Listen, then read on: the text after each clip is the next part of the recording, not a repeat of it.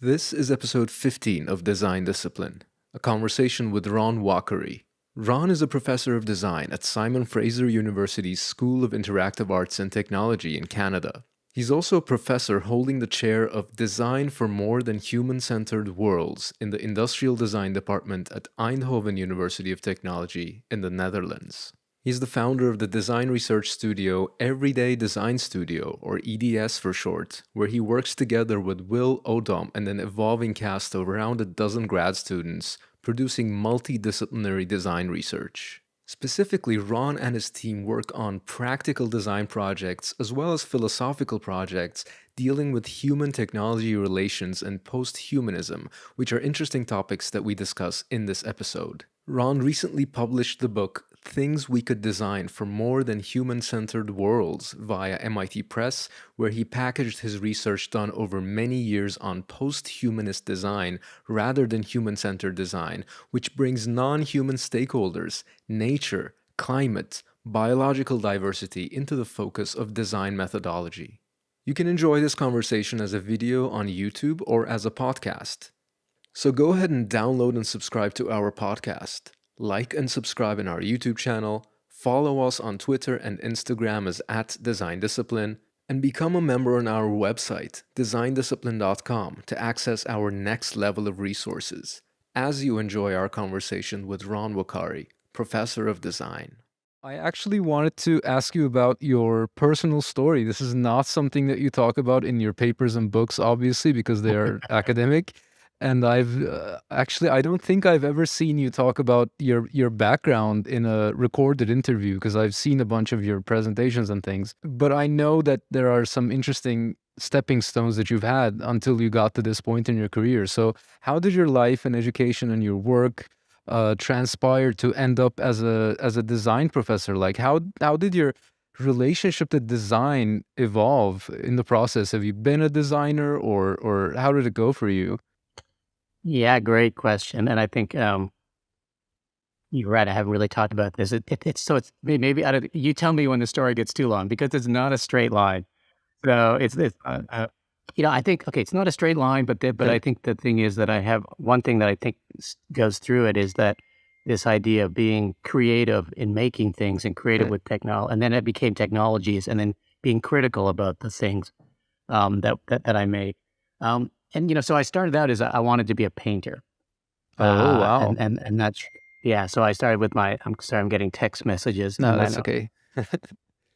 So So I wanted to be a painter, Wow. and even that's not a sort of a straight line story. That the particular kind of painting I really became interested in was actually sort of conceptual art and painting. And this goes Wow. back when I was an undergraduate student And and where doing was fine this, arts. by the way? So this was in Nova Scotia. It was at an art school called the Nova Scotia College of Art and Design, which was actually quite famous for conceptual art. But I went and while there, I studied with a German artist. His name is Gerhard Richter, and he's actually quite known for this idea of combining conceptual art and painting, and doing sort of paintings about paintings. So he could, at the same time, he would paint realist paintings, kind of like photographs that were slightly blurred, at the same time painting large, very painterly kind of abstract paintings. And with a really kind of a way of, so he had this sort of distancing and conceptual understanding of what it meant to be a painter. But at the same time, these paintings were incredibly well kind of, not just crafted, but they were aesthetic, they were very material. They had actually an emotional quality to them. So there was a kind of duality to them. And that really struck me as something kind of, quite wonderful about painting, that you could open up a kind of space to think about not just what the painting showed, but the act of painting and what painting was about.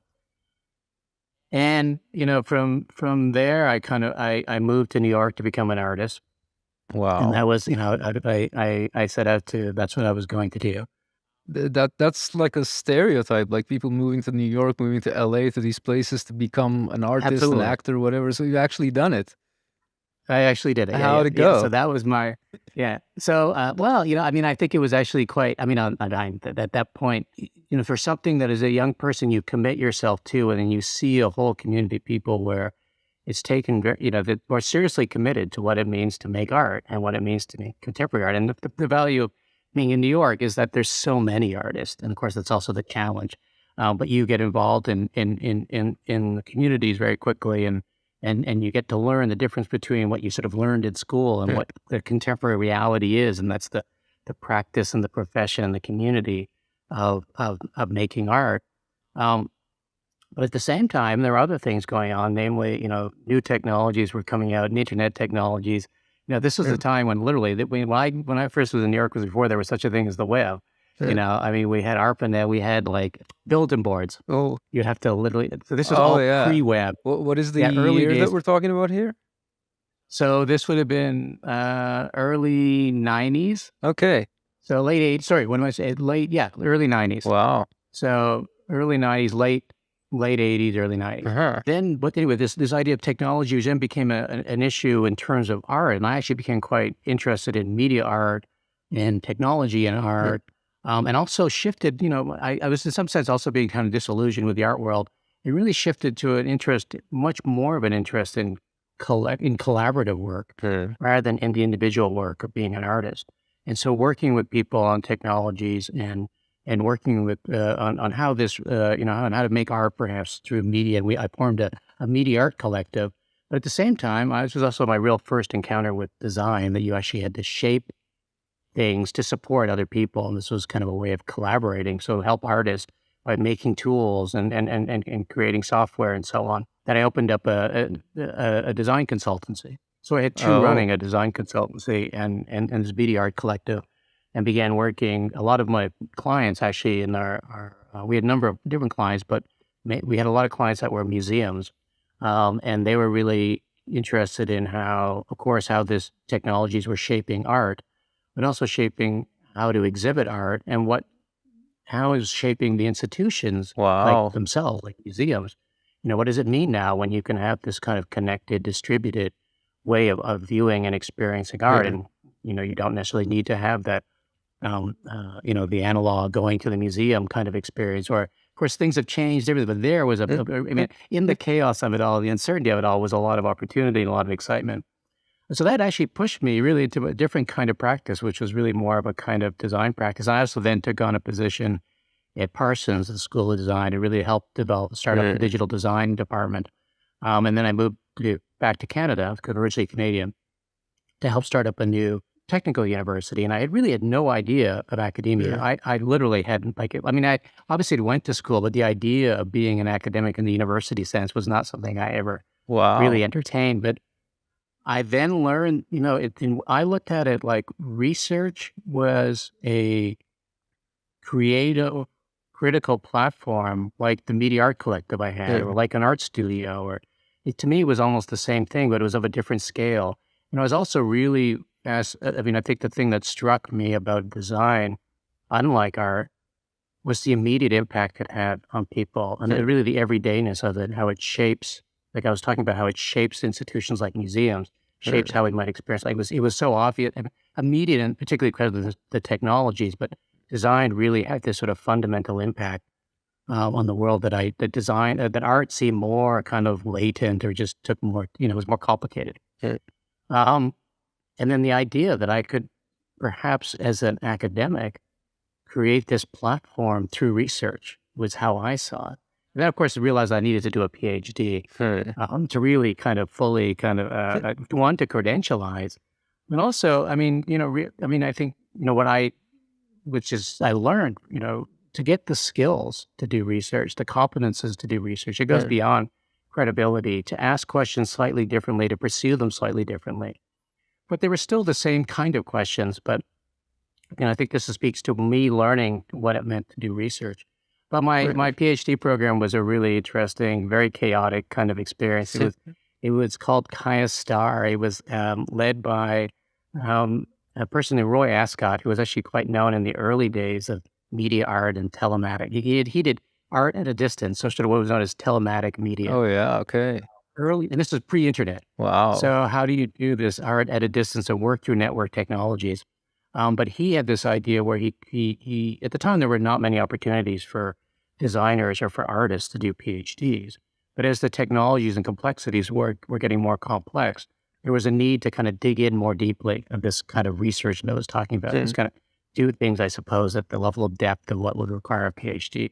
So we created a PhD program for media, for artists and for designers that were typically quite well known mid-career. So, for example, and of course this speaks to the period, Eduardo Cac was an artist who he actually worked with a biotechnology firm in France to Wow. create a fluorescent rabbit to show this combination between technology and nature. He was exploring the relationships. Char Davies was another sort of artist designer. She actually was a founder of Softimage, 3D animation software. But she also her work was in VR. And to this day, I mean, this would have been in maybe late 90s. So this day, I think to me, probably some of the best VR work that I had ever seen, which was very simple. Because there wasn't, the technologies were not as advanced then. Also, a colleague that I work with now, Tekla Shiphorst, who was one of the first to kind of do works in somasthetics, which is now something that people, at least in academic research on design and HCI, are very interested in. Yeah. But we would, Roy would organize, we didn't really have a place where we would go. He would organize these mini conferences. We were almost like a traveling caravan.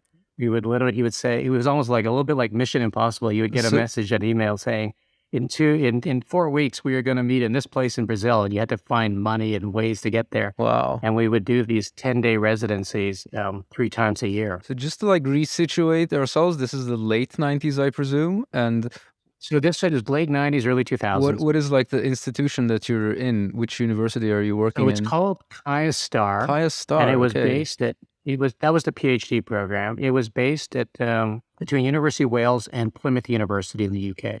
Oh, wow. So that's where, my actual degree is from Plymouth. But you were you were residing in Canada during this time. I was residing in Canada. Many people, all the people in the program were from all over the world. Oh, yeah. And we would get together. So we would get together 3 times a year for, 10 days at a time and try to figure out what this whole PhD research was about. That's so it was cool. such a different, very different than most PhD programs. And now, of course, it's much easier to do a PhD in design or a PhD in fine arts. Still one of the more like obscure PhDs though, like it's not chemistry or something, which people have like it's like more common. A PhD in design is more rare. And what I've observed is that a good PhD in design, which, really contributes to you in many dimensions, is rare. It's not in every place in the world. It's not even in every country in the world that you can find one. So you really have to sort of chase these things and go to where they are done properly if you really want to advance in this field, I guess. Yeah, so you can imagine then in the late 90s and early 2000 where, there were even fewer opportunities, and also institutions were not necessarily ready to accept the idea that there would be this kind of PhD level of a discipline like design. Yeah. So hence you had you needed someone like Roy Ascott to create the kind of program that he did at that time. I was actually covering this topic in a late episode. I made an episode about research through design, and the interesting thing there was how it kind of became an idea in interaction design research in our academic communities. It was a thing that kind of became prominent in the early 2000s and late or like 2010s, I guess. And before that, it was much harder, I guess, to do design work and have that accepted as academic research. But that, I guess, that idea of research to design maybe laid the foundations of that. Was that your observation as well? Was that an idea that you were like taking up at the time, or were there other ideas, other foundations, other theories that allowed you to integrate yourself in the academic establishment? Yeah, so, I think that there's kind of, first of all, I'll say in terms of research to design, that actually, as an articulation, came quite late. For me, I was at that point already quite involved in academic research in terms of design, and that spoke to some of the I think, so for example, I think I ended up moving and doing a lot of research in the field of human-computer interaction, which intersected with computer science, and I think became a home for a lot of people that did design research and could piggyback off of computer science, so to speak, that it was, an established discipline. But within that human-computer interaction, the role of design was always fairly an ambivalent relationship to, say, the science of psychology and the science of cognitive science, or, where did design fit in terms of that, over its methodologies, and how could it make valid claims to knowledge? So research through design, I think that would have been like, at least as articulated as we commonly see it now, I guess would be like 2000. So this period between 2000, I'm losing my dates now, 2005, 6? 2007, I think, is like, there's the famous paper by John Zimmerman and for Lizzie and... Right. So when I'm thinking of it, there was a workshop in at CHI, which is the Conference for Human-Computer Interaction in Vienna, and I believe that was like 2005, 2006. It kind of preceded, around the time that paper was it might have been the year before that. And there was also a paper published by Daniel Paulman, which was really important within human-computer interaction, which also spoke about design-oriented research versus research-oriented design. So, but a large part that became, like many theories, the practice was already there. It became a way of articulating and conceptualizing and in some sense rationalizing a practice that was, for many people, already well established. It was also a form of way to communicate this to other people. And of course, then I think in research design, there was also the constructive design research book by Ilpo and others that I think also popularized the idea. Somewhere. But at my time, when I was doing work, there were other, people were very interested in practice-based research. And so there were other models that came out of performance. This one too, I have it. But there are other models of doing research that were related to creative practices. So they came out of music, they came out of dance, they came out of the performing arts. And these kind of practice-based research was really the sort of term before research through design. That is, you gain knowledge through practice. And that's what I would draw on. And sort of my initial PhD research was exactly that, was really looking at my own practice of designing things, and how that could be, how knowledge could be generated through the very practice of doing design or being creative. This was prior to the terminology of research through design. And then you finished the PhD. Did you then like immediately find the post at SFU that you have right now, and then proceed there, or were there intermediate steps? No. So I actually finished my PhD while I already had my post at SFU. Oh, cool. At that time. And when I finished my PhD, but it's a question of, I think, and I think you do have this, where you have sort of professors of practice and or those professors who focus on teaching, and I think that's, I still, I go back to, I strongly believe in the ability to do research through making things and through practice, and so I think that's undervalued, and that's a good argument for why people are doing a high level of research. But like I said before, I did it because I knew that, there's like the idea of having credibility amongst peers. To be in amongst those who you're competing with, in a sense of competing with intellectually, at least, trying to share ideas, and having a PhD, puts you on a more level playing field.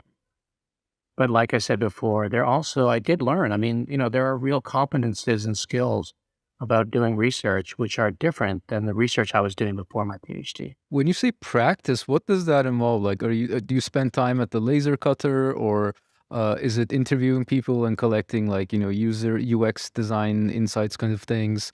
What are the actual tactics and the physical actual things that you're doing when you talk about your practice? Like, what kinds of objects or things have you designed, for example?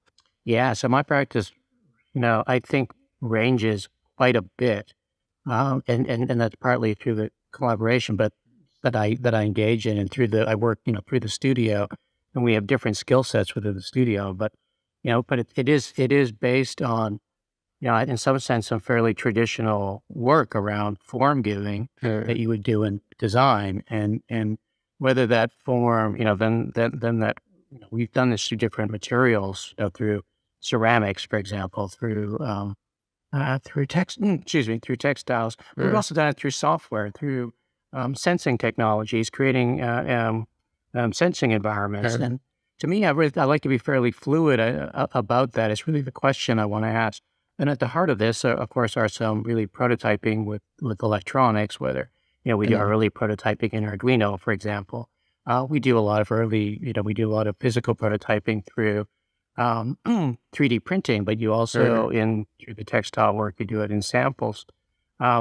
So the practice is at the heart of it. I think the process is very much a kind of design process of making, going through the ideas. So what is it you want to do? Or the ideational ideas. Who are you doing it for? Or why are you doing it? What do you need to gather in terms of the materials and the techniques? I'm certainly working within the confines of doing technology or digital technology-based design. So there's almost always a computational part, and that can go from, that includes from machine learning to network connectivity to, some just the basic, programming that you might have to do for to manage processing on, within a particular. We design a lot of tangible artifacts, so that we might do within the particular artifact or thing that we're designing. So it is quite the range. I think it's somewhere between tangible computing, product design, software engineering. I don't know how else to explain. We engage, but at the same time, and I really want to push this because I think there's such a, my biggest concern in a lot of technology, a lot of design thinking, and not only design thinking to sort of design thinking, I just mean that more generically, is we actually restrict ourselves in terms of what we want to work with and what we think the outcomes are of design are, rather than open it up. And so to me, sometimes to look back to prior materials, or what I've been called technology, ceramics as a technology in the broad sense, or a lot of digital technologies are really indebted to early work that was done in weaving and textiles through the jacquard loom. So we are doing work with textiles. And again, it just kind of broadens the remit, the kind of understanding of what can come out of the act of designing. So speaking of things that you've been designing, you have a book that I have here. Actually, it's signed by you. So thank you for that. And it's called You're Things welcome. That We Could Design. So Yes. and the subtitle, I guess, is For More Than Human-Centered Worlds. What is the core message of this book? And I've actually read this book, so I have some idea of what you're saying, but I think you are more practiced in articulating what this book is about. So I'll let you describe to me what you're trying to say in here. Yeah. So what I'm trying to say is, what happens if we think beyond human-centered design or user-centered design? And why might we do that? And I think in many ways that I see, like, and this is through discussions with design students and young designers, and the questions around design is a kind of urgency. It's a question for everybody. But it certainly also impacts design. The questions around climate crisis, the questions around of inequities in the world, the questions around what more can design, what is the good in design. And I think in some ways, perhaps we've explored within the model of human-centered design in a way that we've hit certain limits, but also has been at a cost. So we know it's been at a cost in terms of sustainability. We know it's been at a cost of who can use the technologies that are designed and the inequities that creates. We know it comes at a cost in terms of, say, replicating certain values and not others, and that creates some of the issues we have faced around racism or decolonization, et cetera. When you kind of probe deeper, you see behind human-centered design as a broader concept of human exceptionalism, or what we philosophically have called humanism. And as you know, the book is grounded a lot in philosophy. And humanism is that kind of Western European Enlightenment notion, that an idea. And, it was he was moving away from religion and trying to see the power of human reason as a way to progress and make a better world. And so humans were above everything else on this kind of human exceptionalism. And that human exceptionalism, contributes to ideas like human-centered design and some of the cost. So the question I ask is, can we think past that? Can we have more than human, what does that mean? That means thinking differently about the fact that we are not the only ones who control things. There are other agencies. Technologies seem to be out of control because they actually shape us as much as we shape them. What we design doesn't just impact human experience or human productivity or human use. It has consequences on other living beings, other species. We cohabit a world. And so in that way, design is very relational and relational beyond humans. And that's something I think human-centered design does not account for well. And so coming back and thinking through, I think this belief I have is that design is always asking the question of what is the good in design, or how to design well. And to me, the question that I in the book, I take this notion that the good in design is to design so that we can cohabit the world. And this is a way that we can cohabit the world now and cohabit the world on an ongoing basis in the future. And that means having a much more deeply understood relational understanding of how we connect to things beyond us. But if we accept that, so then this is the kind of, okay, great idea, but what do we do with it? The book then tries to tackle new concepts, new ways in which I think we have to change the way we design. And I think we not just think about designing for sustainability or using the same ways we design that have replicated all kinds of issues that have not been sustainable, and suddenly say, no, we're going to use those same means to design for sustainability. But I think we have to rethink the assumptions. And if we're going to forego some of the humanist notions, what are some other philosophies that can guide us? And this is a kind of pursuit of that I take out of more than human thinking, or post-humanism. And I think it opens up in a very expansive way. There's many, for example, indigenous epistemologies, indigenous ways of thinking that are very relational. There's non-European ways of thinking that are already accounted for. It's not necessarily something new, but it's something that I think I would like to put forward in a narrative that can hopefully get some traction in what's the current dominant narrative of design. People can see possibilities of designing in different ways that address the issues that I talked about. I mean, these are very sophisticated ideas, I would say. There are, first of all, there are many ideas that you're talking about here, hence the book, and not an article, or not, just a presentation or whatever. It's a whole book, which is a lot of work to do. There are a lot of ideas in there. But the way that I kind of think about these kinds of things sometimes is that we have these ideas that might end up changing the world, might end up being put into practice at some point, but they always need refinement along the way. So when the common perception, the sort of popular conception of academia and scientific research is that what is written down in the academic literature and the scientific papers is final. But it's actually not like that at all. The way that I conceptualize it, the way that academics themselves conceptualize it, is that it's a conversation. So the form of our ideas or results or whatnot, which appear in papers, especially in design research, so maybe not in medicine or chemistry. I actually don't know much about how they think about their knowledge in those fields, but in design research, it's always a conversation, it's always developing, and there is a certain path that we need to walk and clear before these ideas that you're talking about in this book and in your papers and whatnot can be actually impactful in the world. How far along the way do you think we are? Like, what percentage of the way does this book represent? Is this like 30% of the way until these ideas are put into practice and some more work needs to be done? Or is it like 80% there and all someone needs to do is just to pick up this book and read it and then go as a designer? How do you see the road of implementing these post-human, I guess, ideas towards a better future? What is the remaining path that we need to take? Yeah, I guess the simple answer is I don't know. It's one thing to, in other words, it's kind of like a self-assessment is what you're asking. It's like to write the book and then to do the self-assessment is how far along are we?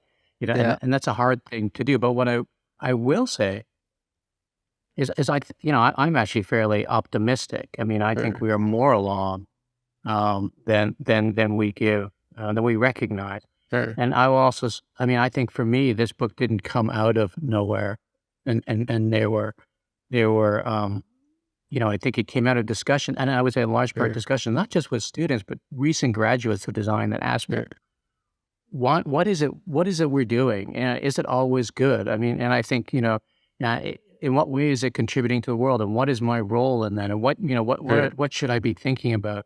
And we have certain ways in which we have certain paths and concepts. I mentioned sustainable design, for example, and we tend to get sometimes, sometimes maybe cynical about those ideas. But I think that this notion that people are searching for and looking for, there's a kind of urgency around. Like, let me put it this way: I think when people say, why do students in particular, there's a lot of excitement about taking on and committing to a practice like design. This notion that it will be self-fulfilling, but it will also address things in the world, issues in the world. That's what motivates most people to do this. And when you move along down that path, you might realize that, yes, of course, on some levels you are contributing the ways you thought, but in other ways not. And the issue is, design is very powerful. Design is very fundamental and it shapes who we are. And so what more can we ask of design? And I think people are asking that question. And I think they're asking that question, and then other people are asking that question along similar lines.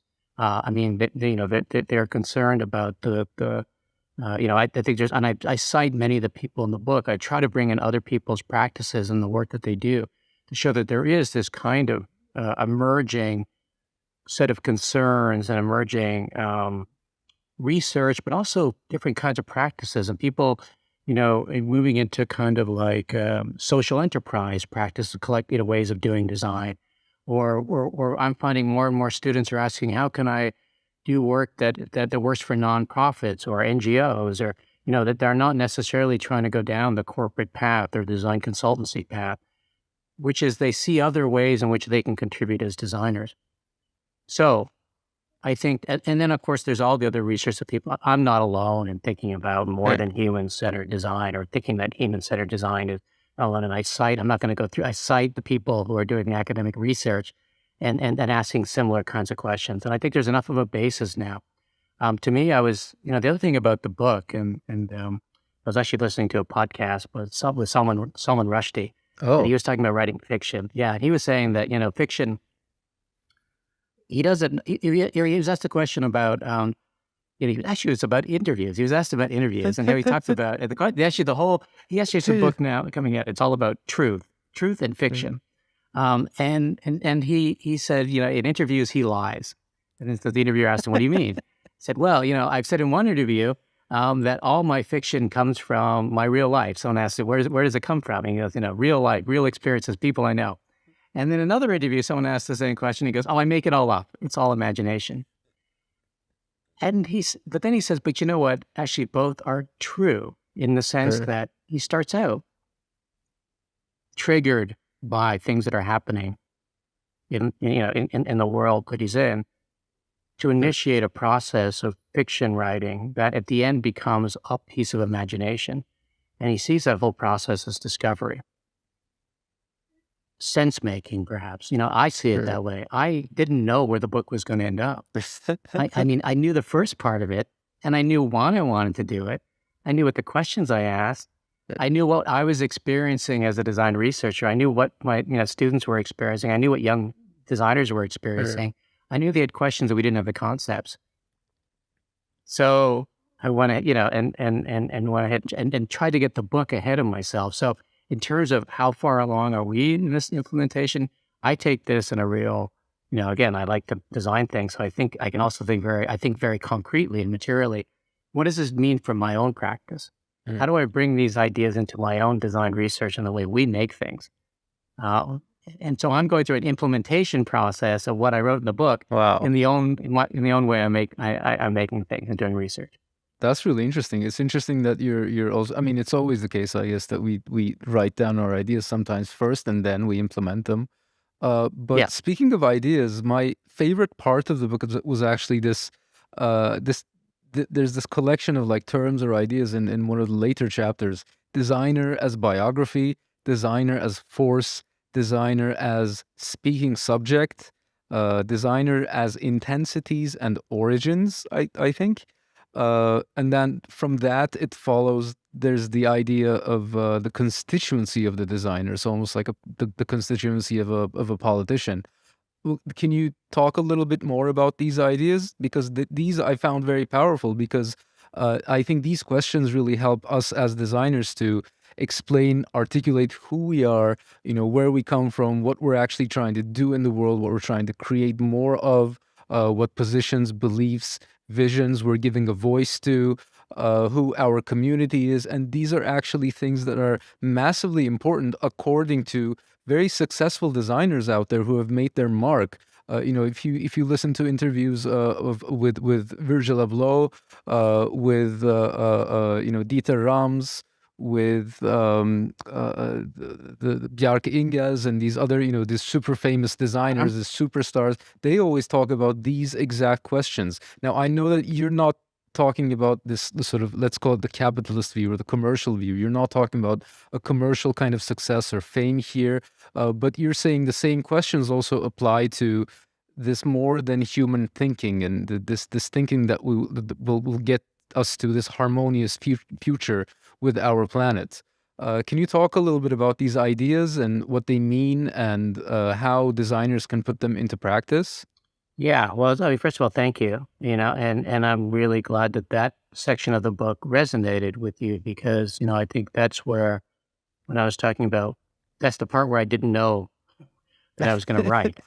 That's the part where you arrive and you go, okay, this is great to think about more than human, to articulate and describe some of the relationships the way I wanted to describe. So when I talk about designer, I talk about a designer that's not just human, and then I talk about a designer works and then this and an assemblage of technologies and materials and other things that have a form of agency that so designers also are more than human, they're relational. And to me, that's where I kind of arrived at. But I was like, okay, great, that's a good description. But then what? What do you do with it in a sense, or how can research help? And I think it conceptualizes things. That's what you pointed out. Is these are different concepts. And I do want to say that I don't know if it leads us to a harmonious place. But what I want to get us is to think about a place where the main value in thinking about designing is how is to cohabit well. And to cohabit, to live with others, and to live with others in a more than human sense, there's still tensions, there's still disagreements, there's not like a clear path, but we have that as our main concern. It's not to just live for ourselves, but to live with others and design with others. So cohabiting is really where I want this to go. Now, to back up some of this, it's interesting that you connected to other designers and other forms of design. And I also have this, through my own practice of design, that's my, going back to my Salman Rushdie reference. It's both of my own experience and then what can I imagine wholly new from that. So this idea, designer's biography, is not new to any designer in a limited sense. We know we are, when someone says they're a designer and someone wants to know who you are, right, what kind of designer you are, they ask for your portfolio. They want to attach you to a set of things that you've made. They want to construct a biography between you and the things that you have made. Yeah. And they're always, and what I wanted to point out with designer's biography, and again, not just designer in the solely human sense, but that we're always attached to the things that we make. But I also wanted to bring in, so we can that resonates with us in a real practical sense, the way in which we design. But then to think through that, well, yeah, but what does that really mean then? If we're to attach things that we make have a lifetime to them. In fact, in many ways, they live beyond our own lifetimes. I think about Dieter Rams, and you think about his real critique of Apple, and I think in the Huswick movie, and he, he's really lamenting the idea that Apple is like producing, Jony, and he's critiquing Jony Ives, producing something new every 18 months. When of course, if Rams and Braun, The idea that when he made, it was a product that would last. He understood at least lifetime, but even the products that last, like Braun, of course, they were also known for the kind of plastics that they used, the plastics they made. Yeah. A Braun juicer its full biography was partly connected to Dieter Rams. It's connected to all the things that it inscribes in the world. Sure. A lot of people can now juice oranges, but other things, of course, has a life beyond its use. It becomes waste. It becomes it's plastic. That's a great movie, by the way. Before we move away from the subject, just for the benefit of our audience, I just wanted to recommend it, Rams by Gary Hustwit, who also made Helvetica and Objectified and these other super, super great design documentaries. Yeah, and I think you'll get it. I mean, of course, many people know Rams, but I think you can attach it to this idea of biography, that he had a sense of that. We really lost that sense. I think we're so involved in newness and innovation and bringing new things into the world, and then not thinking through what exactly how they exist in ways that we don't even, that we don't necessarily determine. We're getting a sense of that with AI, with unintended consequences of AI. But that is the life of the things that we are connected to, that we bring into the world. And in fact, we as designers are always creating the world that we and others are going to cohabit. So how do we pull, temporally speaking, understand the biographies that we create and all the forces at work through this longer lifespan? And maybe that would make us think, I like to think about with biographies, is instead of us so focused on newness and novelty, maybe we'll think about something that made and think about how it's going to end. Because if you think about if you want to think about a cohabiting world and the way in which things exist in this world and they grow and then they die, they become resources again. And how do we understand that? Even in design, we don't even have a concept of end. The concept of end is waste. It just doesn't, we don't use it anymore. But in fact, there's a whole other biography to it. So I like to bring that. That's one reason for that term. And then to think about design as forces is that we know we're not always in full control. We have effects that we don't even beyond our intention. So in that sense that we designers have this. If you think about the thing that you make has this ongoing set of consequences, it appears and reappears in the world and has this different intensities and continues to shape the world. And again, how do we think that through? If I want to cohabit, the world. If it was something we've lost, I've mentioned like indigenous ways of thinking is quite commonly known now. The idea of seven generation thinking. How are your acts going to play out over 7 generations?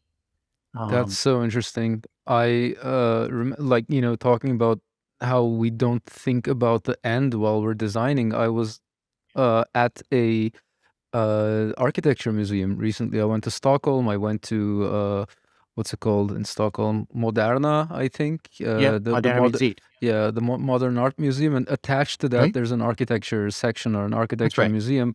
And inside of that, they have like this little materials library on the wall. And what is a materials library? I mean, this is something that you might see in like various design schools or design museums and so on. It's basically like a wall with little kind of, I don't know, pieces of materials, maybe embedded in a card with some information about the material. And I've seen these things before, and this is, the one that I saw most recently was in Stockholm. So there's these little material samples of Corian, this kind of wood, this kind of metal, this kind of plastic, or different kinds of paint and whatnot. And they talk about how durable it is, water resistance, how do you apply it, how expensive is it, this and that, all kinds of data. But there's nothing about like what happens at the end of it. Like it says that it has maybe like a 10-year lifespan, but what happens at the end of the 10 years? You never hear about this. The books don't mention these things. You don't study it in engineering school. Like it's so interesting that we never incorporate that into our knowledge base. Maybe not never, but it's like very rare. Yeah, and I think that and we don't just have to be, we're not just that the materials determine their end. I mean, as designers, we can shape the ending, is what I'm saying. We need to account for that, right? How do we? But I think it's also, and it goes beyond sustainability. I use in the book the example of designing a weather app. and the idea of location services and how we're designing something that's convenient and has good UX. But of course, what it does is the full biography of this in collection with other apps is to create the surveillance state that we're in. When the idea of surveillance capitalism, as Zuboff calls it, that, is this the world we want to cohabit, in which our location is tracked, every 30 seconds or so, if we, through our phones with all the apps. This is the question I want to ask designers is how does what it is and how is what it is that you design, what is its full biography in terms of the life of it, but also after it's done, what it leaves behind. But how does it construct the world that you're going to cohabit, or how does it contribute to that world that you're going to cohabit? And is that the world you want to cohabit? And then this goes back to I think you mentioned the notion of constituency, because so the problem, I mean, it's you can ask an individual designer that question, and the problem is a lot of these questions of ethics and what's the good of design comes back to the individual designer. It's this, as you mentioned, kind of capitalist ways of doing design, this kind of neoliberal notion, and that we have a lot of that in design, this idea of kind of like disrupt everything, innovation, everything is new. It's all about, individual experiences, but then the ethics of it comes down to the individual designer. And this is just really untenable. You can't, an individual designer is a scale of choice and a scale of implications that one cannot deal with individually. So this is why I raised the question of constituencies, which is the collective structures that we design with. How do we choose? I think rather than think, so, and people do this, you make your own studio, you create your own consultancy, you create the values and ethics around those consultancies. The question of how committed are you to those, I think, is an ethical question that needs to be brought up. But we do this collectively, and I happen to argue that there's other collective structures that we should be looking at in design. That if we want to have new, if we want to achieve what we believe is the good in design, and design in ways that's more than human, we might need new collective structures, and that's a power of designers. And this is to do that. We've done that over and over. We construct our collective ways of making things, and we've gotten to a point where we think that those things are unchanged, and we can't change them. You have to design for a corporation, or you have to design, through consultancies. Which I'm not saying that those are necessarily bad, but they're all. We can think more expansively. There are alternatives to this. I have this book called Reinventing Organizations. It's exactly about what I don't know if you've read this one or heard about it, but it's exactly about what you're talking about. I would actually love to have the author of this book on this show at some point. You should do that. Frederic Laloux. He has a very interesting theory about organizations. He says that the way that organizations evolve through human history is analogous to how humans develop in their early years. So, we're children at some point, and then we develop various faculties as we age. And organizations, apparently, in his telling of the history, are developing in a similar way. And right now, we are at a particular stage he calls it the teal organization. So he's like color coded and everything. But anyway, I don't want to divert the subject so much. I'll let you finish the thought.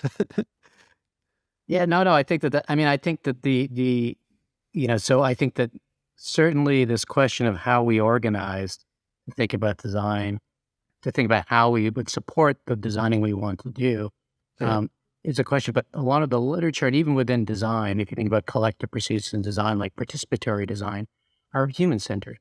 We're talking mostly about social organization. So I wanted to add to this idea that collective structures is also about what you gather. And this could go to the materials that you're talking about. Like if you're going to take up certain material, you make that part of your practice, and that, it only lasts for 10 years, but then what? That's a question to ask. And then to decide if that should be part of the constituency or not. And of course, also some forces that you work with not just materials, but other non-human things that have their own agency. Like the scale of the software we work with. You want to have that as part of your constituency that we, like Facebook is a particular constituency that works at a scale of 2.4 billion users, which is a scale that creates, harm, whether it's unintended or intended, is really beside the point. It's just very challenging to work at that scale, and that's a choice.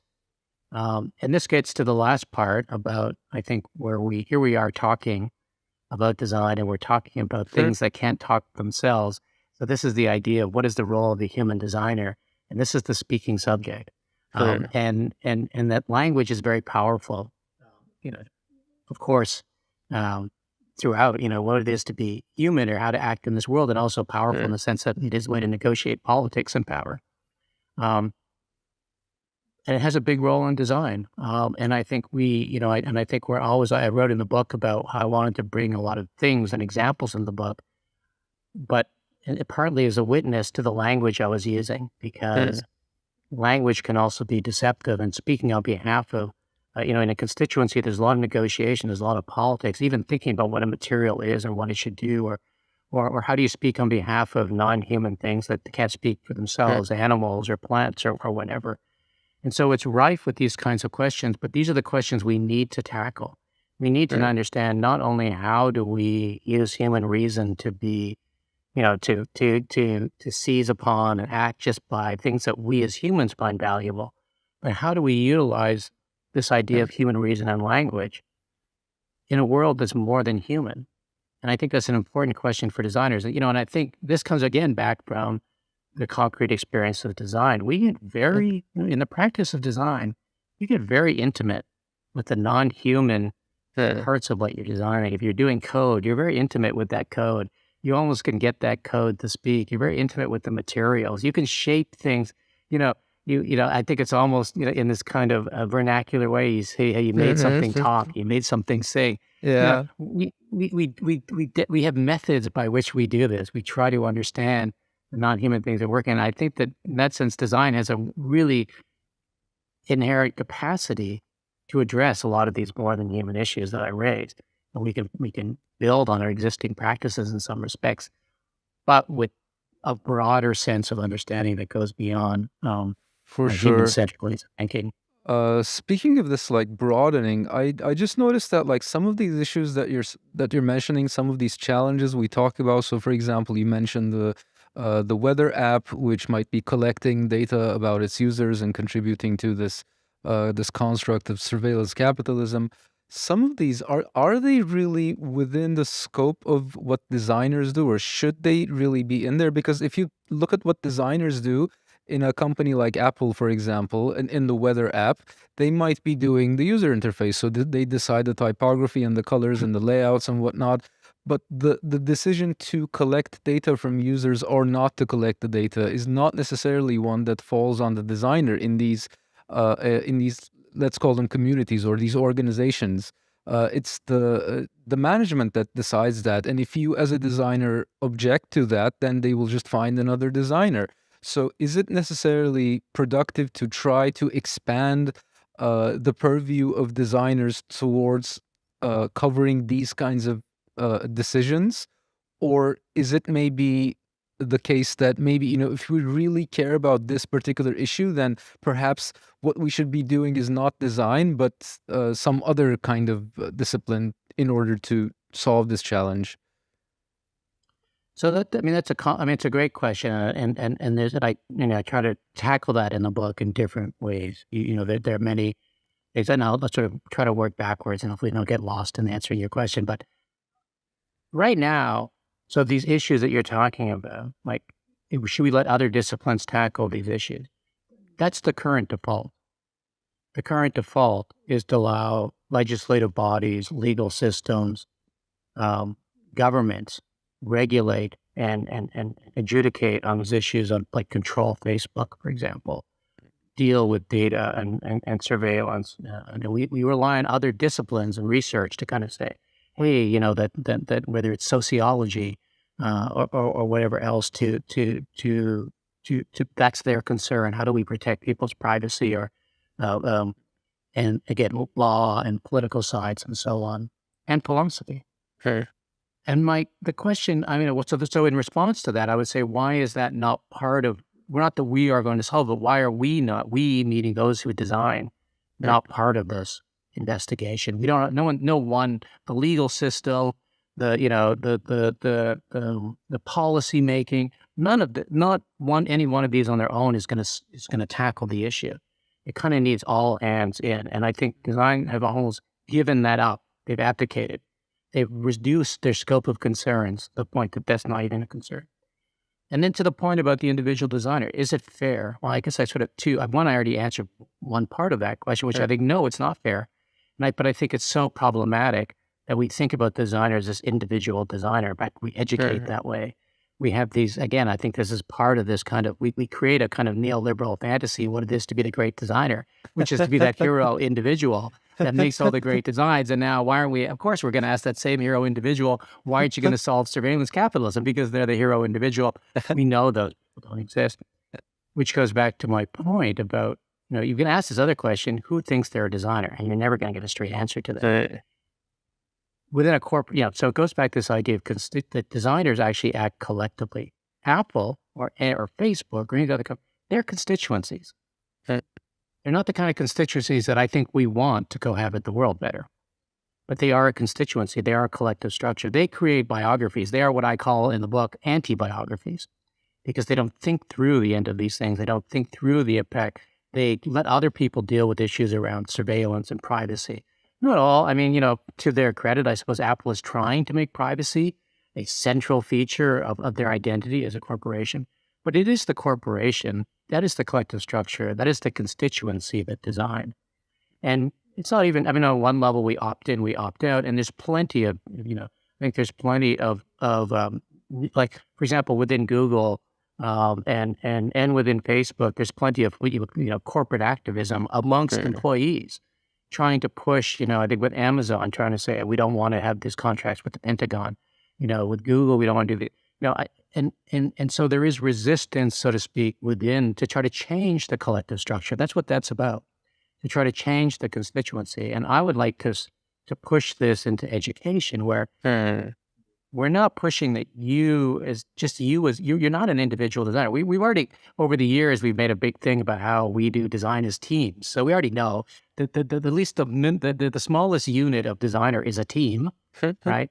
And we even accept an interdisciplinarity within a team. So it's not even just someone who's skilled in particular types of different ways of designing. Someone may not even contact. It come in their hand, their hands may not even touch the thing that's being designed, but yet they're still part of the design team.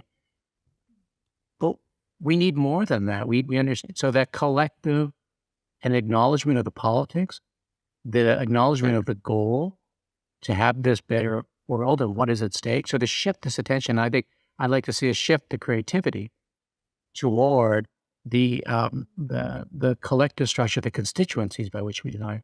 But also those constituencies, to go back to my point, they're the choices around the non-human things, the technologies that you tend to use, the materials that you use, the kind of who are the stakeholders, which you go beyond human stakeholders that's involved in this.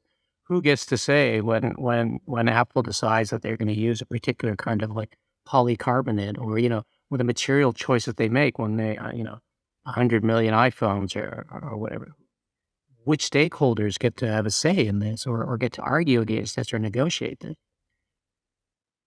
So if we, that's, I think that the pushback is that, yes, I think that this need to be in the broader understanding of what we think about the collective structures by which we design. These need to be concerns. Yes, and we need to be partly accountable. We can't just let other people be accountable. We need to go beyond the design problem as we like to think of the design process. And then, of course, then it's fair to say, how do we do it? So that's what I'm trying to do, is conceptualize ways that we can think about this and put this into practice.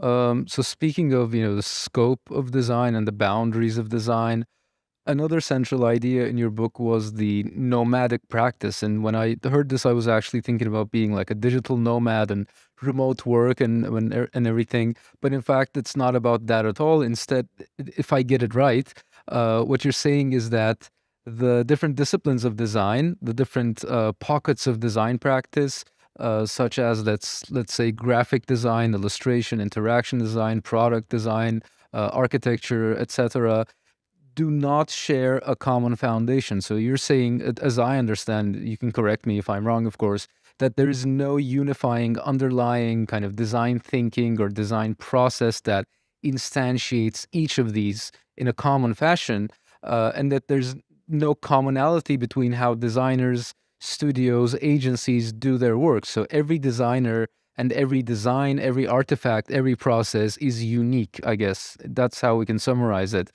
So there's no singular understanding of design. And your book, in a way, following from this, is about unbuilding design. So that's what the nomadic practice kind of ends up in. It feels postmodern to me, if I may take the risk of like using the term inaccurately. And again, this is something that you might correct maybe. But how exactly does this take us to like beyond human centricity to achieve more than what we've been able to achieve so far? Because if you unbuild our way of doing things and essentially, start from scratch, aren't we just going to end up like reinventing the same things? How do you know that the unbuilding and the subsequent rebuilding is going to take us to a better place?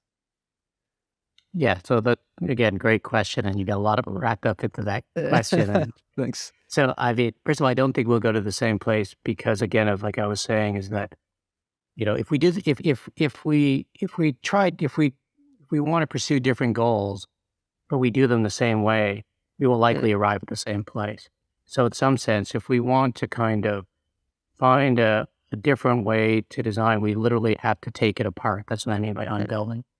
If we replicate the discipline of design to try to tackle things that are more than human, we won't do it well.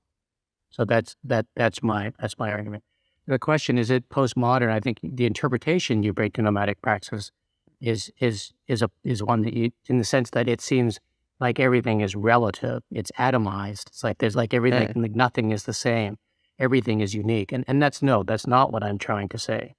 So what I'm trying to say here is, first of all, nomadic practices was a way of arguing that we need to think about design without thinking about disciplines. So I'm really after the idea of the discipline of design. What is a discipline? Can you give an example of a discipline? Yeah. So if you think about, where did you go to school? Me? I went to school in Istanbul. And then and you studied design? Oh yeah, at the university I studied mechanical engineering. Mechanical engineering. Yeah. So mechanical engineering is a discipline that has a department. Yeah.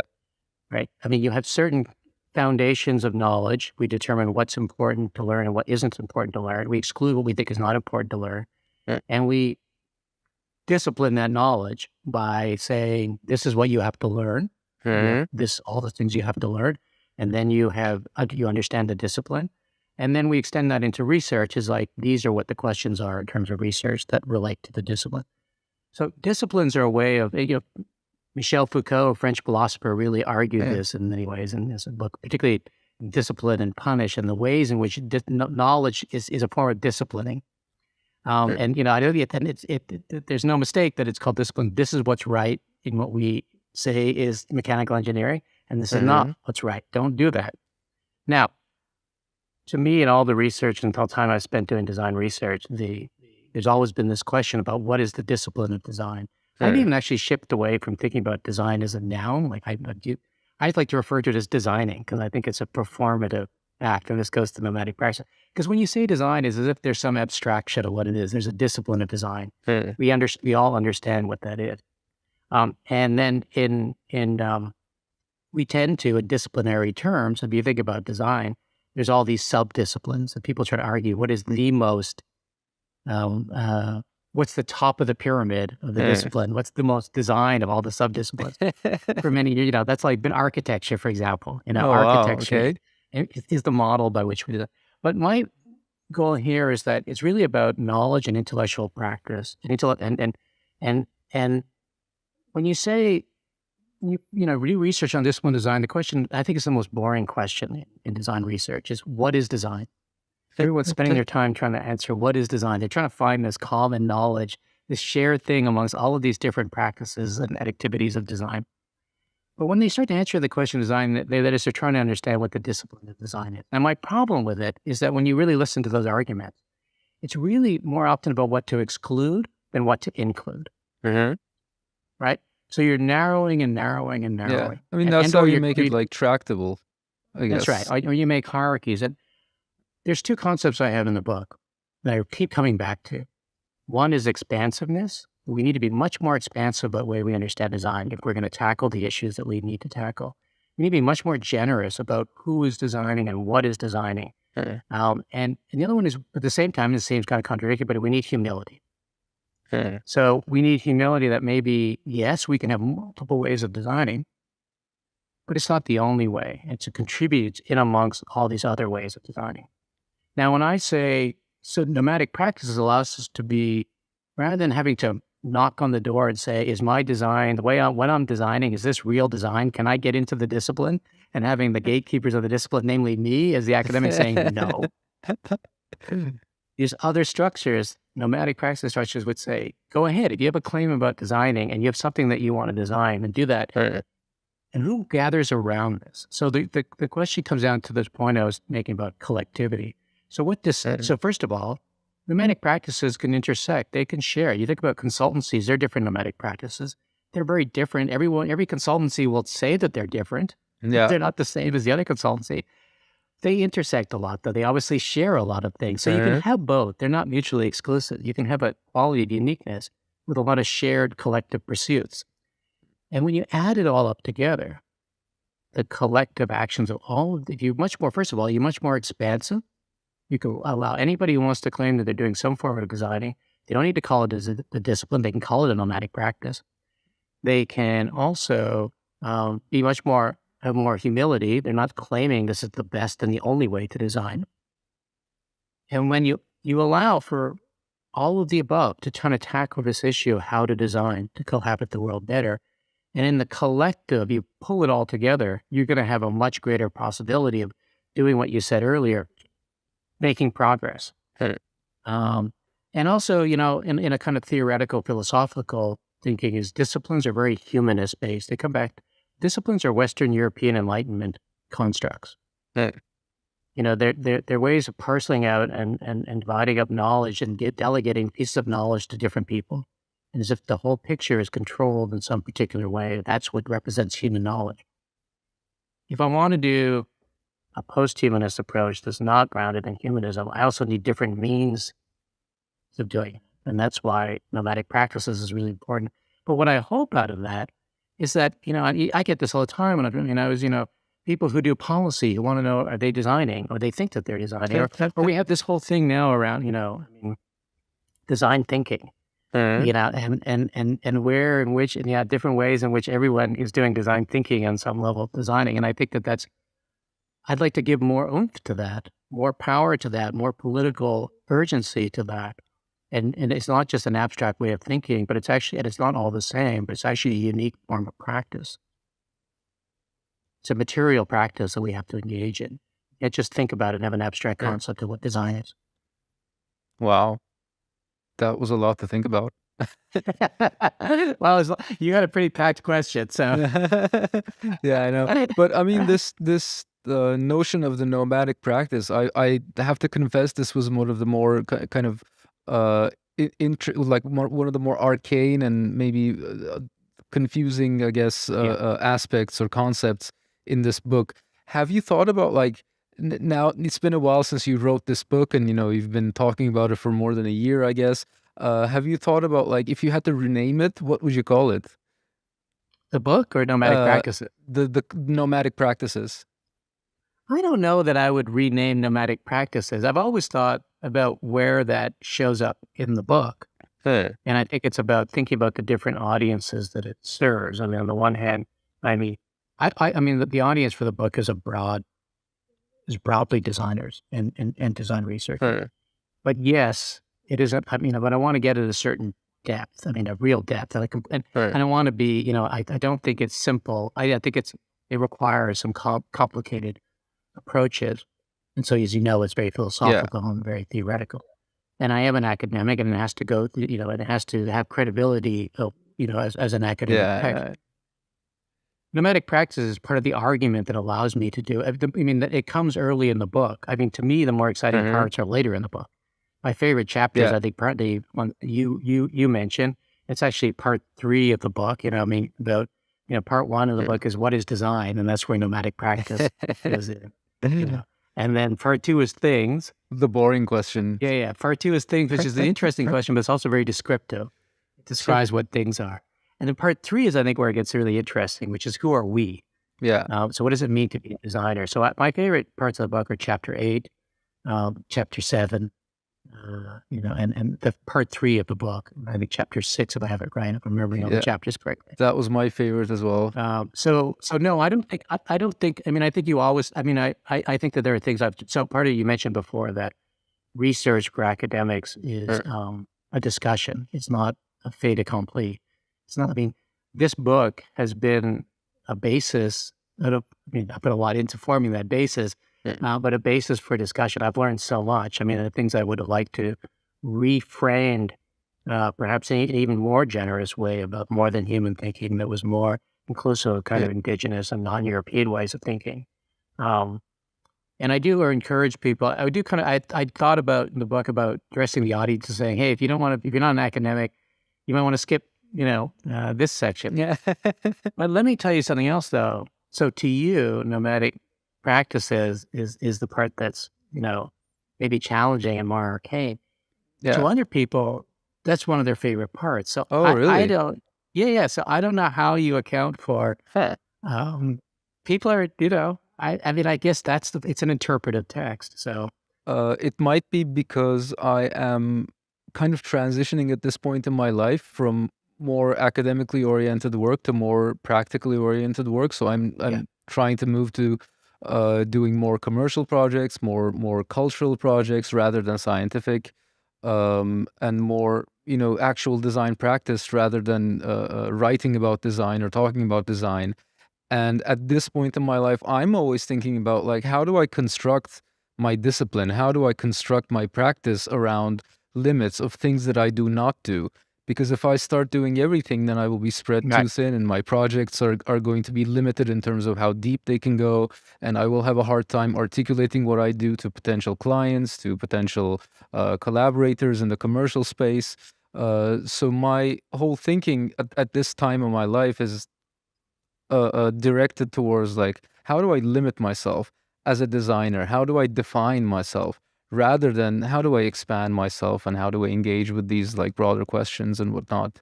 So that's always front of mind for me these days. And it just coincided that this was the time of my life that I read this book, and maybe that's why that idea of the nomadic practice, which, as you said, expands what design is in a way, uh, got into like a bit of a dissonance with that part of my brain, which was working on limiting myself. I guess that's the explanation of why it was challenging to me. yeah, I think. Oh no, I think there's another. I mean, first of all, I think that's great. I mean, I think that's the way we can be most effective. I think the idea of focus and commitment. And what I'd like to think is that within your focus and commitment, you could perhaps see a role that some of this discussion. It doesn't mean giving up your focus and commitment, but see a relationship to it. But but I will also say that yes, that chapter, which is chapter 2, in some sense is the hardest for those non-academics because it is definitely the most academic chapter. It is the one that cites the most.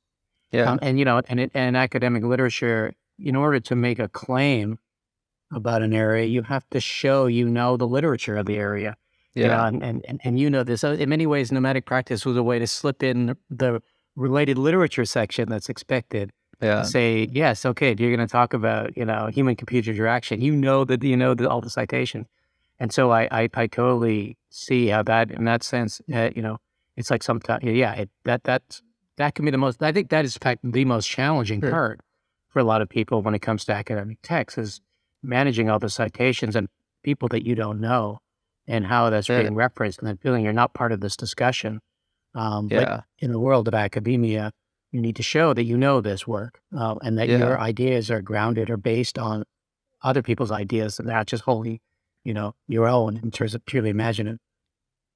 Exactly. I mean, that's the whole point of why I started this channel in a way, because some of the things I do on this publication are exactly trying to take those discussions and those ideas and condense them and sort of articulate them to a audience of practitioners and like Yeah. more junior students who, because I know that, it takes like maybe 5 or 10 years to properly understand the academic literature and what the discussions are all about.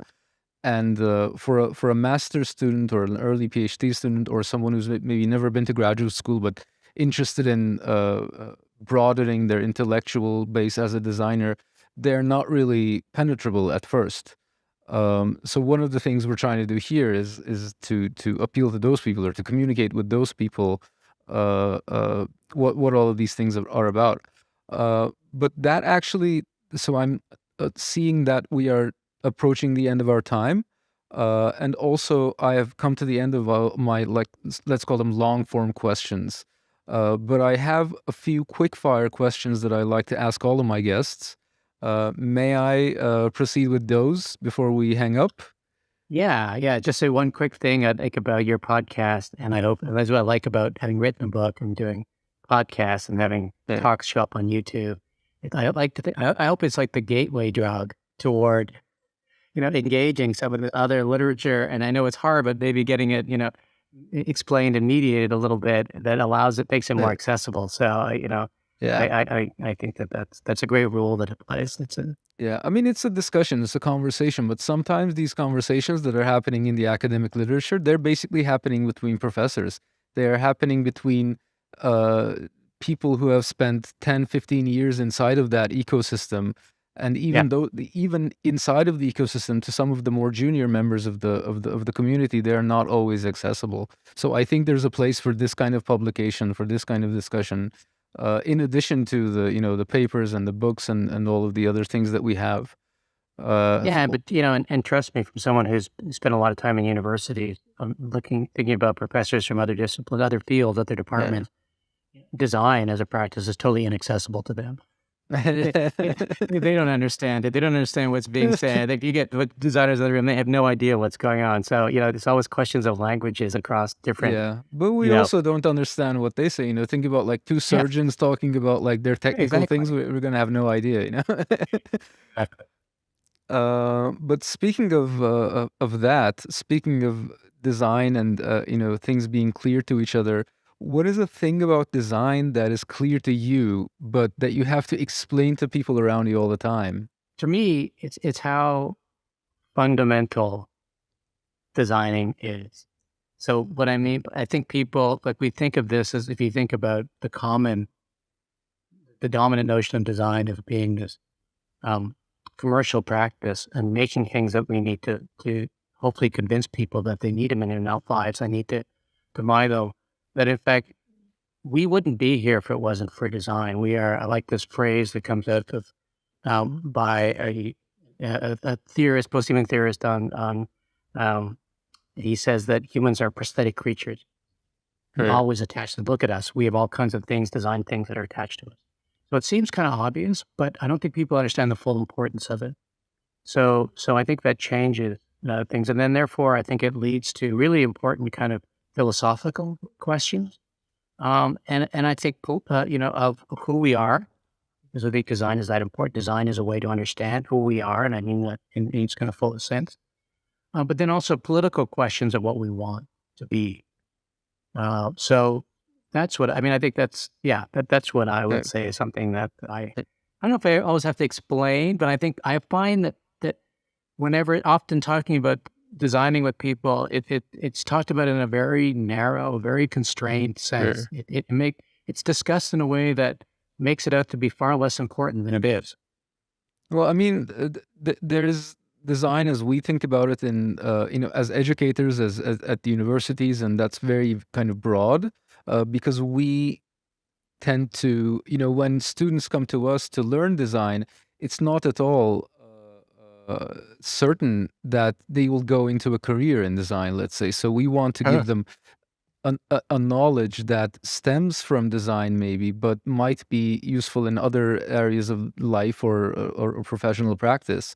But when you look at what designers do in the job market, in the commercial arena, like the actual things that are being done by people whose job titles are related to design, then I think it is significantly narrower than what we think about in academia. That was my observation.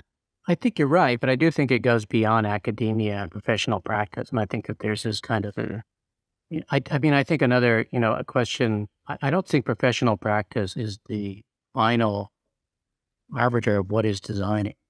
I think that there, like I said before, I mean, you can design outside. I think for example, professional practice of design and even the idea of as we know it now, and even the idea that it's an academic discipline is incredibly new. I mean, we can go back to architecture as a practice, maybe go back to the Renaissance and pre-Renaissance, but this notion that design is something that is is solely represented by how we've described it in the last 30, 40 years strikes me as very odd. Anyway, so the point being is I think it's even broader than that. I don't think it's just academics. I think there are people who, like I said, if I'm giving a talk next 2 weeks from now at a conference on cultural geographers who see some relation to what they do in terms of designing and in terms of more than human designing. And I think it's a practice of shaping and constructing and contributing to the construction of our worlds. It's just so basic that way. So to Cultural me, my thinking, geographers. but it goes beyond. I But my never point heard is, of it's that. not. Well, I think it's the idea that anyway, that's a whole other discussion. Yeah. We can get into but the point is, I think there are also people, as I said, I mentioned I either in my prior, in another phase of my research, I had that concept that I was talking about with everyday design, that everyone is a designer in the way in which they shape and reshape their environments.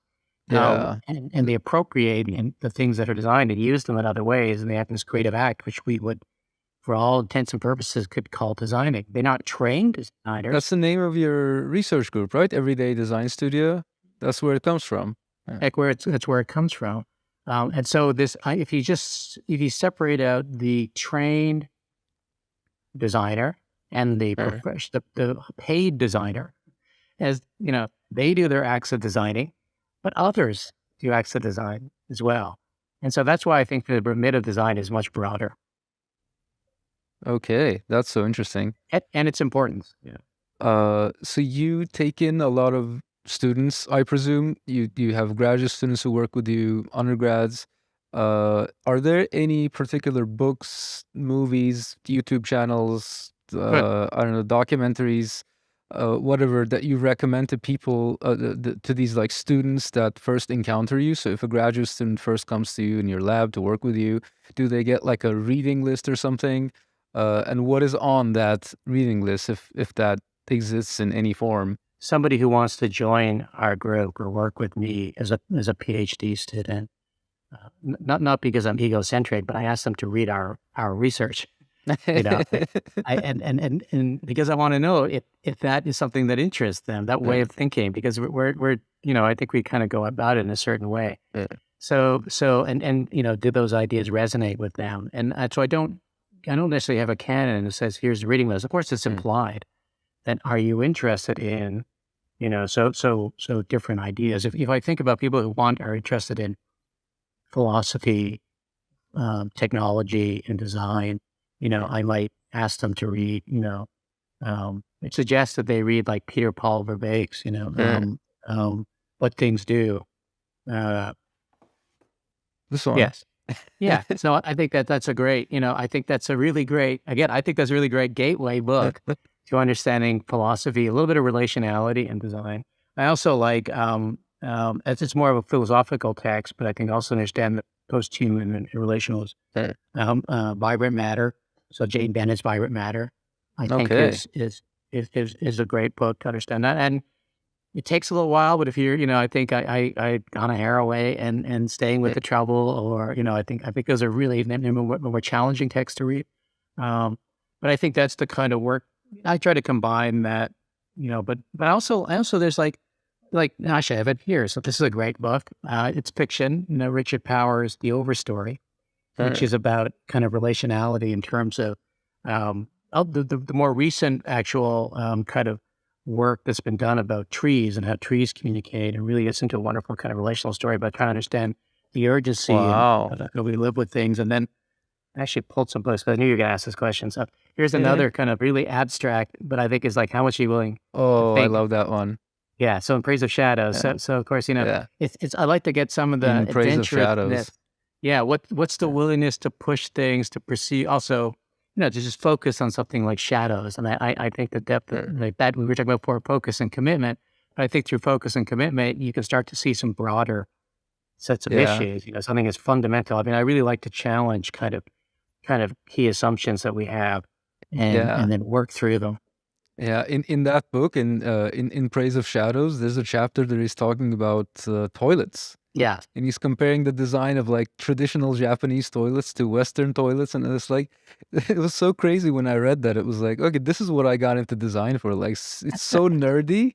And you just like being able to look at these just everyday, the coffee cup or the toilet or whatever, Yeah. these everyday objects in your life, and access so much meaning and so much, I would say even emotion through these materials and these forms. That's what design is about to me, and he captures that brilliantly in that little book. I mean, I think it's all these mundane things that, in a way, there's kind of a term, philosophical term of sedimentation. Over time, these things sediment, and then they construct a world, and they shape us very directly, but also we attune to them in very complex ways. And, my favorite part of that book is when he's talking about a restaurant that he loves, but then they used electric lighting, and it changed Mm. everything, and, Yeah. and then it's an interesting question about it's well beyond the utility of the technology. And that's an interesting Yeah. question, of course, for us who are designing with technology.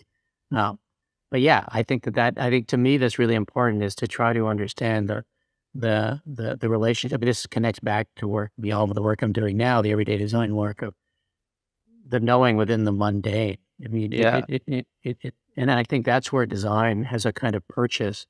And I think there's a lot of power in that.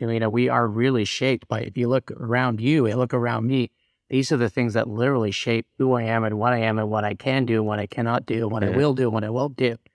And that's the power of the mundane. And Yeah. it touches on everything. So anyway, I think that's why I think design is so fundamental. Design is so rich. And to me, it's Exactly. not a strange notion to think about design and then to move quickly to philosophy, because design can be very philosophical. Definitely. What are you excited about these days? What is next for you? Yeah, so I kind of mentioned it earlier that I think, the book was a kind of act of discovery. So it was well ahead of where I was at the time in my own practice of research. That is, of what I was going to work with and what questions I was asking and what goals and who I was going to work with, et cetera. So catching up to the book, really. And I think we've been doing things now where we've been exploring biographies. We've been designing things as design research to ask the question about what is the end of the thing that we're designing. And so actually, this is why I mentioned earlier that I was doing a lot of work with textiles. It just sort of came together. It's a kind of material I always wanted to explore, but I think we can start to think about textiles in terms of its life and the differences between organic and synthetic textiles. And anyway, there's a number of things that it goes beyond the material. And so that's one. The other aspect I'm thinking about is this, the overall term I use. I said that I wanted to think about designing to co-happen. I call it designing with. So what does that mean to design with more than humans? And so I'm doing work related with bees right now, kind of designing with, Oh, but the idea that we're sort of bees and Wi-Fi. We construct environments within our own apartments, within our homes, but they extend beyond our homes into environments and worlds that are not exclusively human. And what happens when we bring attention to that? We bring that to the fore. So what's the connection between Wi-Fi, for example, and bees? And how do we design with that in mind? So that's a real concern of mine. And actually, the interesting thing I'm trying to do is not necessarily resolve that, but try to understand all the tensions around what that means. So, and then the last thing I would say is I'm really trying to this is a bigger challenge for my own practice, but trying to go beyond working within Eindhoven and within SFU to find groups that I can really work on this issue of constituencies. Actually, part of this is actually happening in the Netherlands, working with students and recent graduates who want to rethink collective structures to design. And again, in the Netherlands, there's actually a wonderful culture for this, where everyone's accepting. There's a much more experimentation about what it Yeah. means to design and how to design and so on. And so that's another area I want to explore. Yeah, I mean, design in the Netherlands is like you've touched on this topic before, but I think I should do like a whole episode on that topic. It's fascinating You because should. the entire country, like the land on which they are setting foot, is actually man-made, like Yes. human-made. Yes. So the whole geography is designed, and that's Yes. why in these and also in Sweden, like these northern European countries, the climate can be unforgiving. It's not very bountiful. Nature is not giving to you a lot of the resources that you get in the Mediterranean, for example. So you have to design, you have to create your own living environment, and that really contributes to that's what makes up the design culture in these geographies. Design doesn't, it's not an abstract concept. And that's what I was getting at Yeah. earlier. In fact, we started talking about it. I think we've come back to it different Yeah. times in the conversation. And it's true. Yeah. I mean, of many places. I mean, like my parents are from Indonesia, and I go to Indonesia and the different places in Indonesia and the different ways in which rice is grown, for example, and shapes actually the culture and design around that. And again, it comes back. Yeah. It is often rooted in like Italy is a clear example of working within the constraints of mountains and water and valleys and where you can have manufacturing and the kind of materials that are available to you and the skill sets and so on. Yeah. In Eindhoven, it's fascinating because Eindhoven as a city didn't even, like you said, much of the Netherlands is just constructed. And Yeah. Eindhoven as a city didn't exist. It was, of course, known for Philips. And Philips decided that's where they were going to do their manufacturing. And so they drew farmers from villages around Philips, but they felt that these would be people they could train to do the production of light bulbs, for example. Wow. And so these things are really, there's another book, and actually it's an early book on more than human thinking, and it's by a phenomenologist named David Abrams. It's called Place of Sensuousness, I think it's called.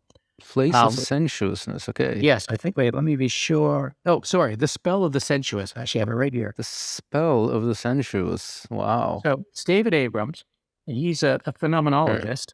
So he's a philosopher. But he went to Bali, so he did go to Indonesia to study magic. And he has this hobby of magic, and he wanted to say, Wow. he began to explore the relations to what more than human. And you can have things in different traditions. You can have the belief in Bali's notion of Hinduism. There's a kind of very relatedness to other species of living things. But he goes on to talk about this, and he talks about language. He does about actually indigenous languages as embedded in place. Like language goes out from the land that you walk, the materials, the type of plant life, the animals, everything. And so it's a really wonderful opening into to thinking about more than human, our relatedness, but in a way we've turned away from our deep relations to the things around us. We've abstracted notions of language. We extract practices of design. We strip them, literally. We extract them from the place where they are. And I think we lose a lot in doing that. So when we identify the uniqueness, the nomadic practice of design in the Netherlands versus the nomadic practice of Sweden versus Indonesia versus Thailand versus, that's what we need to do. So cool. This is a subject where we can go on and on talking about because it's something I think about, and it's something that will show up in the future on design discipline as well. This idea of design being tied to places, but we are at the end of our time that we booked together. As you can see, it's actually getting quite late where I am. I've lost all of my light. Literally, my computer screen is the only light on my face right now. That's why it looks weird. But before we conclude, where can we find you on the internet? So Twitter at Ron Wakkary. All right. Ron Wakkary at Twitter. Okay. Yeah, and then on the web at eds.siat.sfu.ca.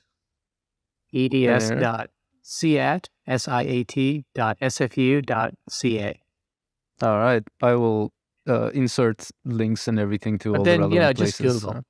Yeah. That's how you Just find me. Google Ron Wakkary. Yeah, the good thing is with the last name like Wakkary, it's not like you're going to find many, So is it an Indonesian name? It's an Indonesian name from Sulawesi, which is the northern, Oh, okay. which is yeah, and yes.